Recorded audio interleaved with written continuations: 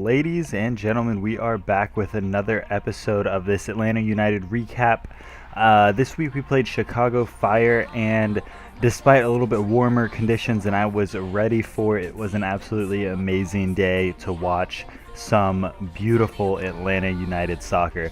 This team continues to impress me so much, and right here, whenever Josef could not be handled, so he was brought down way too strongly in my opinion. Ended up getting the player sent off with a red card. Crowd went wild. Just a great atmosphere this game. Honestly, at the beginning of the game, I couldn't really feel the energy too much. It didn't feel the same as it did the first game, but it never will. The energy that we brought in, the excitement that we brought in was just completely different. But once everything got settled, we ended up going into this game, crowd chanting loud as ever. If you guys heard the Atlanta United chant or the ATL chant, it was absolutely beautiful. And if you guys haven't, I strongly urge you to check it out. I may actually end up leaving a couple links down in the description below to the videos of the chants. It was crazy. We finally got the rest of the stadium involved in our chants. Usually it's just like half of the supporter section says Atlanta, half of the supporter section says United, and we just, go loud and insane between that. But we finally decided, we're going to say Atlanta, the rest of the stadium's going to say United, and the atmosphere was incredible. But just a really exciting game. After that first goal, we couldn't really break them down. You can definitely tell that they were playing a man down, but they were doing really well in that midfield.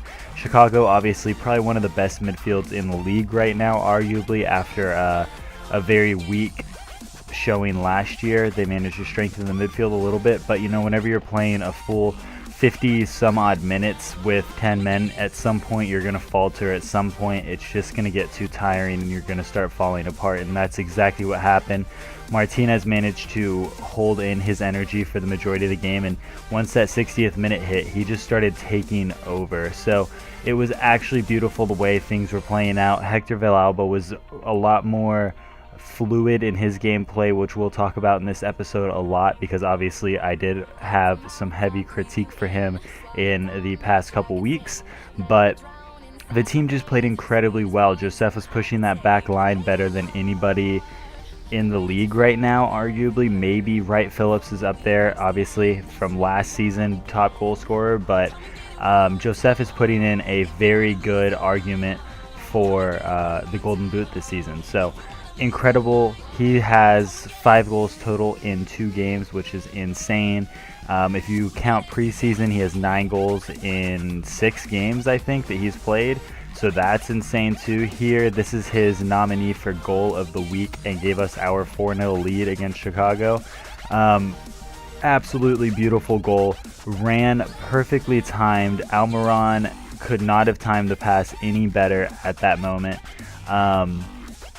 Or actually, sorry, that was Assad. For some reason, I was thinking it was Almiron at the time, but I think he had actually come off at that point for Lorenowitz, if I'm not wrong.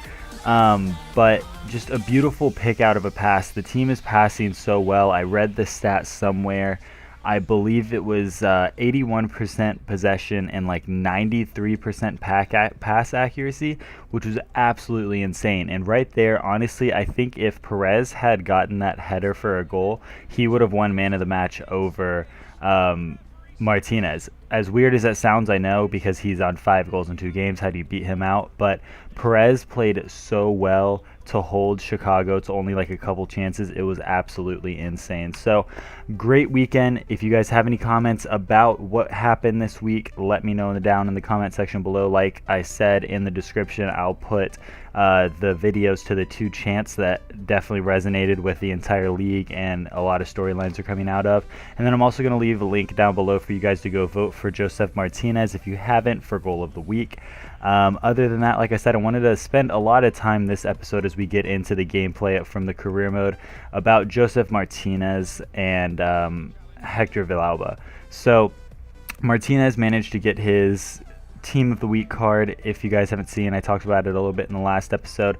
And then obviously they started putting in the rest of the players for Atlanta United, so that's really exciting. It's insane. If you look at his stats from playing at Torino and then playing for his international club, he's done well, but nobody, I don't think, thought he was actually going to take MLS by storm, because if you watch a lot of his highlight videos, he's not the most prolific scorer. He's not the most accurate person. I don't know if it's something that Tata Martino is doing with him. I'm sure we have an incredible coaching staff, so I'm sure it does come a lot down to that. But the MLS isn't that much lower of a league, in my opinion, than Serie A. I feel like he shouldn't be doing this well, which is absolutely incredible. And don't get me wrong, it's entirely possible that maybe it doesn't end up continuing that way throughout the season.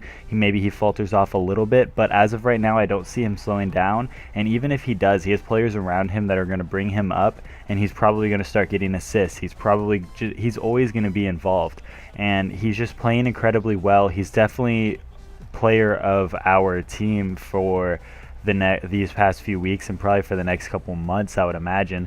Just the best player on the team outright. So what I did also want to talk about, though, is I did get a comment in the last episode, I believe, that I ended up talking about Hector Villalba, saying that I was actually really off, and I made kind of an unneeded decision or opinion that he is a little shaky in these first few weeks, and I was a little bit worried about it.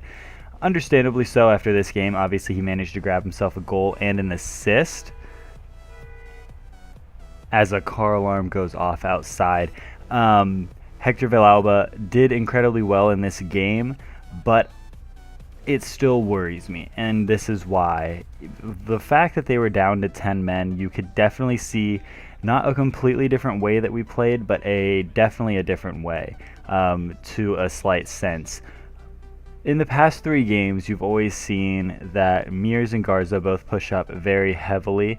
As our wingbacks, they push up very far, and they get a lot of the crosses in for the team. They both do it incredibly well, and it has kind of forced Assad and Villalba to kind of take more of a midfielder position and or a striker position, depending on their play style, to kind of cope with the fact that Garza and Mears are out on the wing. In this game, it definitely was multiplied by like tenfold, in my opinion. Obviously, once that midfield was gone, it allowed for...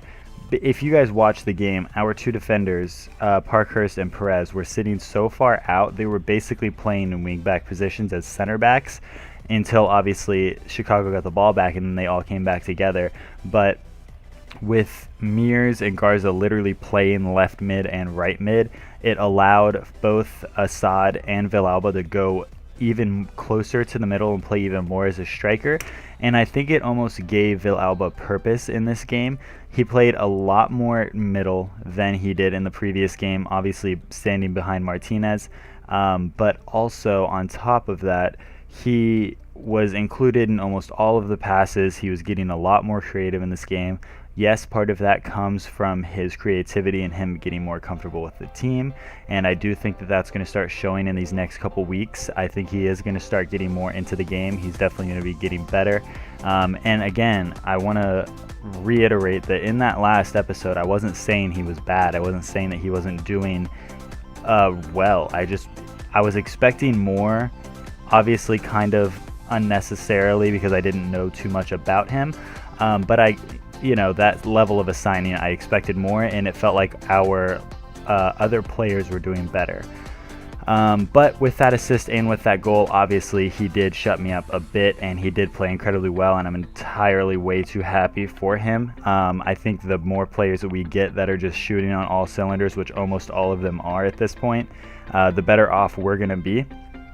But I'm definitely going to keep a close eye in this Seattle game coming up on the 31st. That's going to be a very telling game because obviously Seattle is a very strong team, and I don't see them kind of making the same mistakes that Chicago did, and I'm very curious as to how Villalba plays against a team like that. I'm also curious how Mears kind of plays next to Villalba in this next game, if they kind of try to do something like they did against Fire after they went down to 10 men. I want to see how much creativity Villalba really starts to do. I think he is a lot better whenever he comes back in to more of a right forward position, more so than a right mid or right wing position. To play right there next to Martinez gives way too much firepower, way too much pace for a lot of defenses to deal with. and I think it's going to give us a lot of goals in the future, and it's going to give us a lot of creativity in the team. So definitely look for Villalba to grab another goal in this away stint that we have up in Northwest.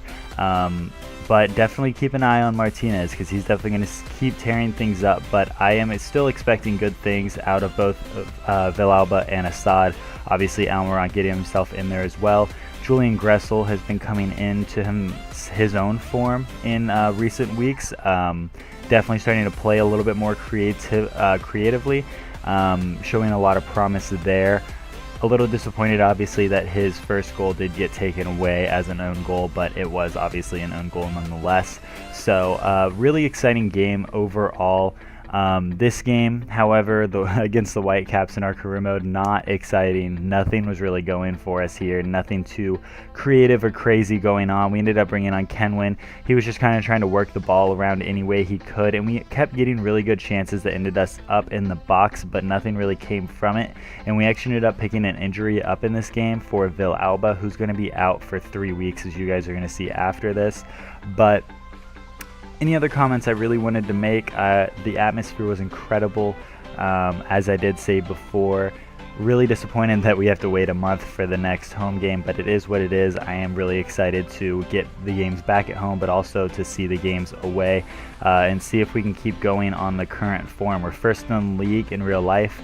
And arguably probably will be first in the league once we catch up in games played in the career mode, so that's really exciting. I will have an Ultimate Team episode out for you guys soon. I'm working on getting Martinez right now, just getting the coins for him currently, so expect that episode in the next couple days. I have the rest of the team basically set.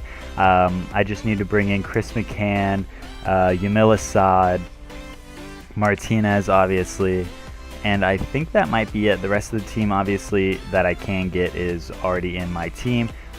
Actually, Parkhurst. I still have to get Parkhurst as well, but I have been playing Lloyd because he is a higher rating in FIFA. So I've had Lloyd playing in our back.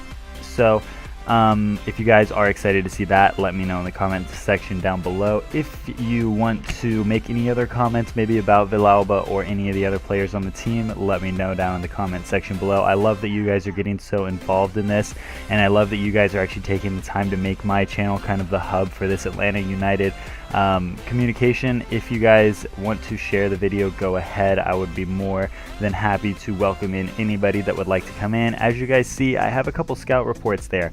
I'm looking at Lozano as a possible left wing and Bobby Wood as a possible striker.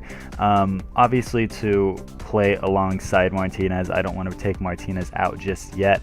He has a lot of room to grow, and it's going to be very interesting to see in the future, but they're definitely signings that I have on my mind. So let me know how you guys feel about those two signings as well, or any other signings you may want to see in this upcoming window as we get a little bit closer. Other than that, that's going to be the end of this episode. If you guys did enjoy, make sure you like, comment, and subscribe, and until the next one, I will see you guys later. 17 points. In fourth and falling are Seattle Sounders with 15 points. Bottom of the table, Colorado Rapids with 8 points. And then reading up the table, second bottom, Real Salt Lake with 10 points.